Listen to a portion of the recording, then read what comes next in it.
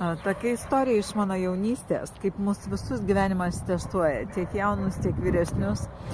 Kai mes vieną savaitgalį, kai man buvo kokie 20 metų su kompanija, kurioje buvo vaikinas, su kuriuo aš draugavau jau pusmetį, toks išvaizdus, labai fine viskas. Savaitgalį kažkur leidom privačiam name ir iš ryto vaikinai išėjo pirkti kažko, nežinau, cigarečių ar šampano, sunku man prisiminti. Bet jie išeidami mūsų užrakino. Aš to nemačiau, nepastebėjau, bet kai aš norėjau kažkur išeiti arba išvažiuoti, pasižiūrėjau, kad durys užrakintos.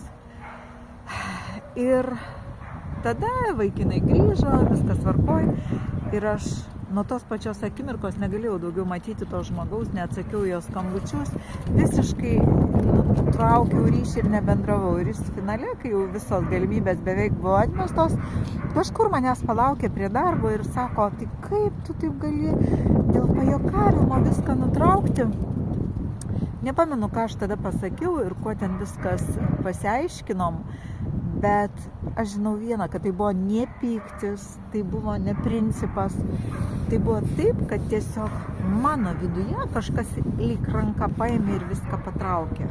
Arba užtušavo. Vat vieną minutę dingo viskas, kas iki to buvo. Ir šiandien aš kai pagalvoju, kodėl. Žinot, aš net būdama 14 metų eilėraštį parašiau apie laisvę, nes eilės rašiau nuo pat mažens. Kažkur pasąmonėje tai buvo visada labai stipru, kad tai yra pats svarbiausias man dalykas ir toks pats aukščiausias. Ir kai tas vaikinas savo suvokime pamatė tai tik kaip juoką, o man tai buvo susijęs su pačiu svarbiausiu dalyku, o taip viskas baigėsi.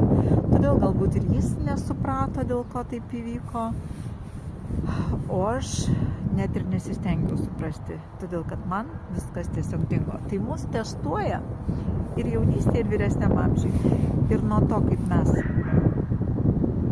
pasirenkam, priklauso, kaip mes gyvenam, nes šiandienos laisvė, kurią aš turiu, ko gero iš dalies priklauso ir nuo to 20 metų testo, ką aš pasirinkau ir su kuo aš sutikau. Todėl gyvenime labai svarbu ne tik žinoti, ko nori, bet būtina žinoti, ko tu niekada neleisi ir su kuo nesutiksi. Ačiū.